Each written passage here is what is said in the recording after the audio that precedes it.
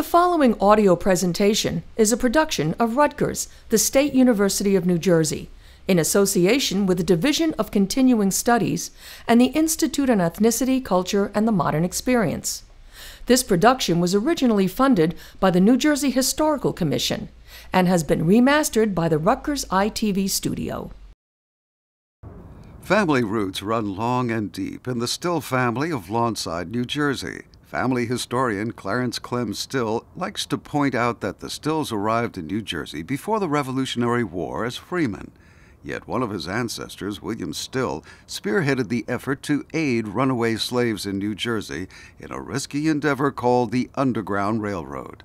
William Still was the youngest of the 18 children, and he was the one who became known as the father of the Underground Railroad, because he took the runaways as it was set up then and organized it. He orchestrated like a shipping outfit, you know. He laid out the routes and who they would meet as they went on, where they could get money and food and stuff like that. And he operated his office out of Philadelphia. He had organized it in such a fashion that none of the slaves who came through his office, 90% of them were never caught. Getting to Philadelphia from the South could often be quite ingenious, particularly in the case of runaway slave Henry Box Brown, explains Giles Wright, an historian with the New Jersey Historical Commission. He placed himself in a box in Richmond, Virginia, and had himself shipped in this box by rail to Philadelphia, to the office of William Still. Henry Box Brown may have used a real railroad as his means of transportation, yet no one is really sure where the name Underground Railroad originated. I think that perhaps the most important thing, at least to my way of thinking, is not so much how this term arose, but the fact that it was a very apt term in that the Underground Railroad did function in many instances like a railroad. There were the stations, and there were people who were the conductors and the station masters and the cargo and the passengers and that sort of thing. So I think the use of that term is very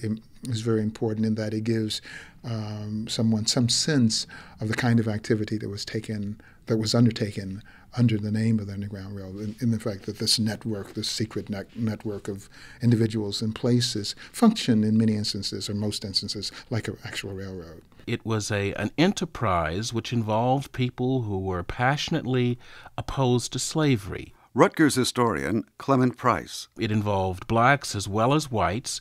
Many of the blacks who were involved in the Underground Railroad had escaped from bondage in the South earlier in their lives, and they saw their efforts on behalf of escaping slaves as in many ways helping their brothers and sisters leave the South. But it wasn't an easy task, especially in New Jersey.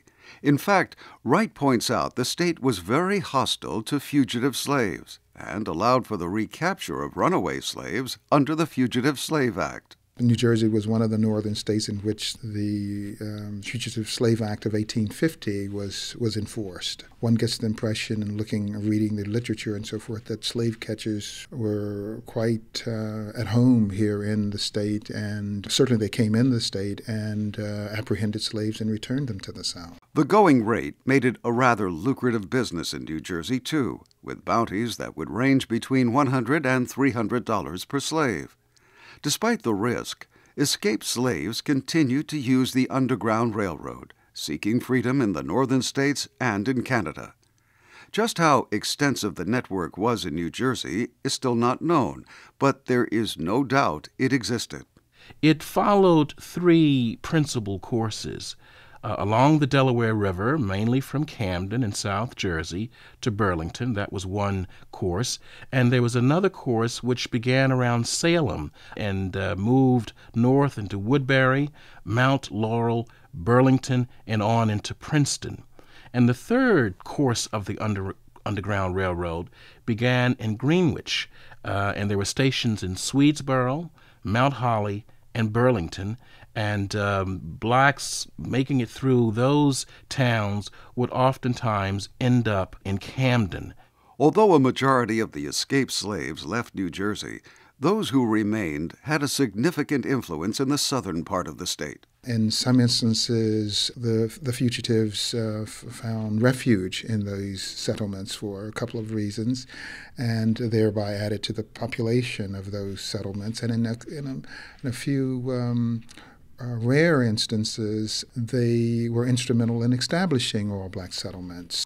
According to Clarence Still, the town of Lawnside was a place where an escaped slave could safely blend in on his way north because it was a black community made up of families that owned their own homes and land. Lawnside, I always say, was the best kept open secret in the world because a lot of people knew about it, but nobody talked about it. And the same thing maintained on up into the 1900s.